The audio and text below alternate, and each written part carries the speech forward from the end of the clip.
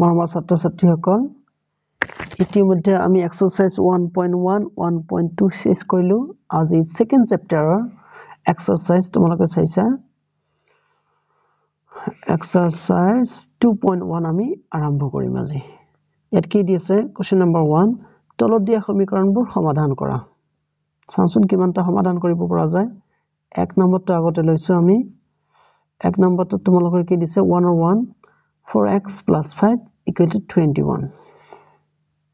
ইফালে চাবা 4x plus 5 is equal to 21 আমি কেনেকৈ কৰিম এটো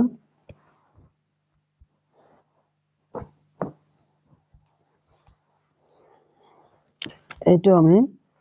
which implies এনেকৈ কৰিবা 4x আমাৰ চলক বিশিষ্ট ইয়াত থাক সমান চিন ইফালে আছে ইফালে 21 আছে এই পাঁচটক আমি কৰিলো কি ইফালে লৈ গলো যেহেতু +5 আছে ইফালে লৈ যোৱাৰ লগে লগে ই হৈ যাব -5 again implies 4x equal to 21 পৰা 5 গলে কিমান হ'ব তোমালোকে জানা 16 হ'ব আচ্ছা 4x ইয়াত কিন্তু দে এতিয়া আকৌ কৰিবা কি তোমালোকে এতিয়া আমি এই x টো কিন্তু 4 টো কিন্তু x ৰ লগত পূৰণ হৈ আছে ইফালে যোৱাৰ লগে লগে হৰণ হৈ যাব ওপৰত 16 তলত 4 গতিকে তোমালোকে কাটাকাটি কৰি দিয়া 4 4 গুণ 16 which implies x equal to 4 হ'ব এটা বল নেক্সট এটা কোশ্চেন নাম্বার কোনটো কৰি দিম বাৰু কোশ্চেন নাম্বাৰ এক নম্বৰটো কৈ দিলো নহয় এক নম্বৰটো দৰে বাকি 2 নম্বৰ আৰু 3 নম্বৰটো একেই তোমালোকে ট্ৰাই কৰিবা ট্ৰাই কৰি নোৱাৰিলে মোক কমেন্টত জনাবা এটা বল এতিয়া তোমালোকৰ কোশ্চেন নম্বৰ 4 টো মই কৰি দিছো আকৌ কোশ্চেন নম্বৰ 4 ৰবা কোশ্চেন নম্বৰ 4 ত কি আছে এটো 6x by 7 equal to 42 ফলে 6x by 7 equal to 42 ইয়াত লিখিবা তোমালোকে implies 6x equal to ইয়াত তোমালোকৰ 7 টো যে আছে তলত আছে ইফালে গলে ওপৰত যাব 42 আছে ওপৰত গৈ 42 লগত পূৰণ হ'ব হল which implies x আছে নহয় এই x ৰ লগত তোমালোকে চাই 6 টো যে আছে পূৰণ হৈ আছে ইফালে গলে কি হ'ব হৰণ হ'ব গতিকে 42 into 7 হৰণ 6 এটা ক্যালকুলেট কৰিলে শেষ কেঁচা খতম ক্যালকুলেট কেনেকৈ কৰিবা দেখাই দিছো 6 দি তোমালোকে ইয়া কাটিব পাৰা 6 7 গুণ 42 তেনেহলে ওপৰত আমাৰ কি থাকিল 7 into 7 7 7 গুণ 49 49 তেনেহলে আমাৰ x ৰ মান কিমান হ'ল তোমালোকে এনেকৈ লিখিব পাৰা implies x equal to 49 শেষ এটো এতিয়া গতিকে বাকি বিলাকো তেনেকা 5 নম্বৰটো কৰি দিছো ৰবা 5 নম্বৰটো অলপ ব্লেক ধৰণৰ দেখা যায় তো 5 নম্বৰটো কৰি দিছো 5 নম্বৰত কি আছিল 6y by 11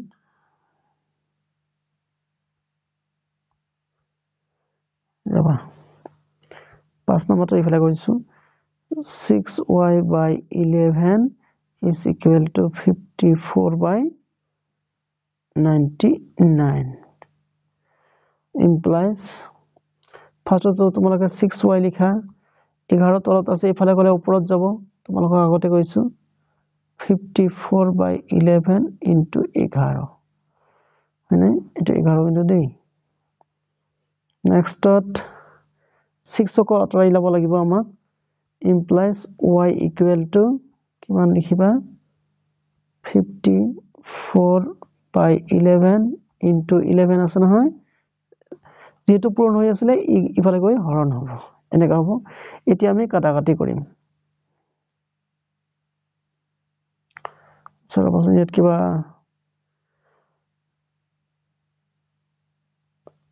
54 by 11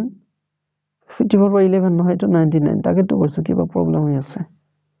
ইয়াত 99 আচ্ছা এবাৰ আমি কৰিম কি ক্যালকুলেশন কৰিম কাটাকাটি কৰিম মানে 11 দি যদি ইয়াক কাটা কেইবাৰ যাব 9 বাৰ যাব হয়নে আকৌ তোমালোকে 9 দি যদি কাটা ইয়াক তেনে কিবা 6 বাৰ যাব কিমান বাৰ যাব 6 বাৰ আকৌ যদি তোমালোকে 6 6 কাটি দিয়া কিমান থাকিব 1 তাৰ মানে হৈ গল আমাৰ y ৰ মান which implies y equal to 1 এইটো आंसर গল 5 নম্বৰ আমাৰ গল তাৰপিছত 6 নম্বৰটো তোমালোকে চেষ্টা কৰিবা 7 নম্বৰ নালাগে 8 নম্বৰ নালাগে 9 নম্বৰটো মই কৰি দিছো 9 নম্বৰটো অলপ টাপ সেন পোৱা যায় 9 নম্বৰটো মই তোমাক কৰি দিছো নম্বৰ 9 এফালে চাবা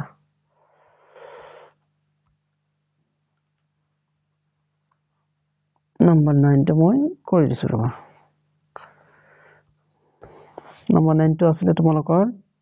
5 whole into p minus 3 is equal to 3 into p plus 2 এনেকা আছে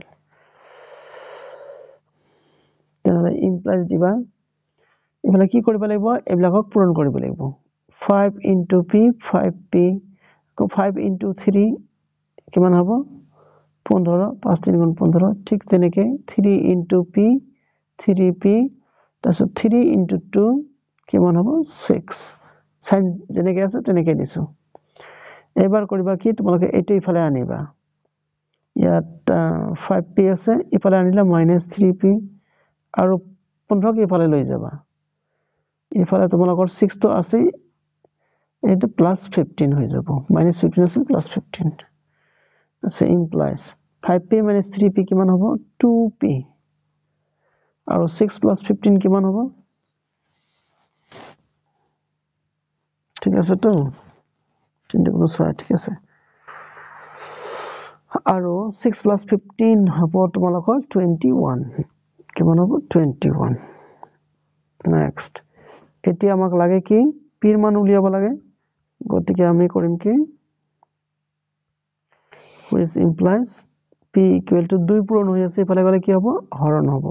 21/2 এতিয়া তোমালোকে এনেকৈ থব পাৰা আৰু যদি তোমালোকে ভাঙাই দিব বিচাৰিছা 2 10 গুণ 20 এক বাকি থাকিল এইটো आंसर p ৰ মান হ'ব 10 mix 1/2 নহলে 21/2 দুটা এটা লিখিলে হৈ যাব 9 নম্বৰটো গল 10 নম্বৰ কৰি নিদু সহজ আছে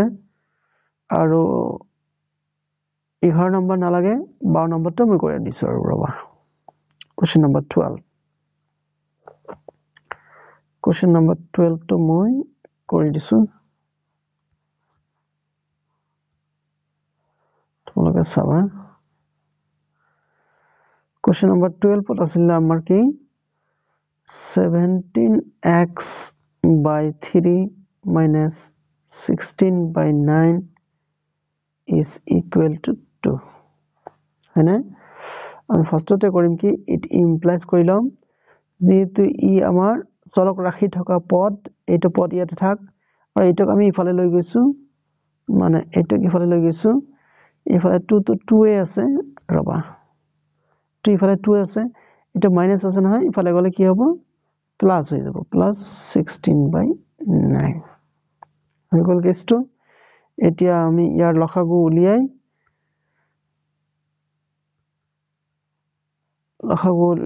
ইয়াক আমি সলভ কৰিলাম ফাৰ্স্টতে what implies 17x by 3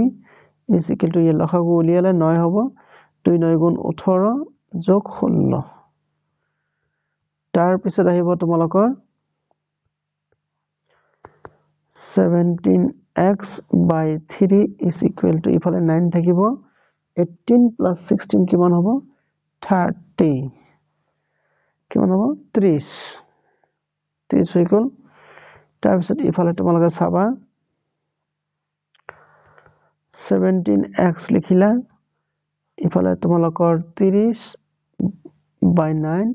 আৰু ইফালে 3 ইফালে হৰণ হৈ আছিল ইফালে গৈ পূৰণ হৈ গল নেক্সট লাইন x = লিখিম এবাৰ নাই 30 into 3/9 আছে নহয় 17 টো যেহেতু ইয়াত পূৰণ হৈ আছিল ইফালে গৈ হৰণ হ'ব বাস এতিয়া আমি পাৰিলে কাটাকাটি কৰিম এই 3 আৰু 3 কাটিলে ইয়াত 3 বাৰ যাব তাৰ পিছত ইয়াক তোমালোকে 3 কাটিলে কিমান বাৰ যাব 10 বাৰ তেনেহলে ওপৰত আমাৰ থাকিল 10 তলত থাকিল 17 তাৰ মানে আমি লিখিম x = 10/17 ইয়াৰ आंसर গতিকে এইখিনি আছিল তোমালোকৰ তানে কোৱেশ্চন নম্বৰ 1 টো মই সলভ কৰি দিলু নেক্সট ভিডিওটো মই কোৱেশ্চন নম্বৰ 2 টো ডিল কৰিম বাৰু তোমালোকে চাবা লাইক কমেন্ট শেয়াৰ কৰিবা লগতে সাবস্ক্ৰাইব কৰিবলৈ নাপাহৰিবা সাবস্ক্ৰাইব কৰি থাকিলে তোমালোকৰে লাভ হ'ব মোৰ লাভ হ'ব থ্যাংক ইউ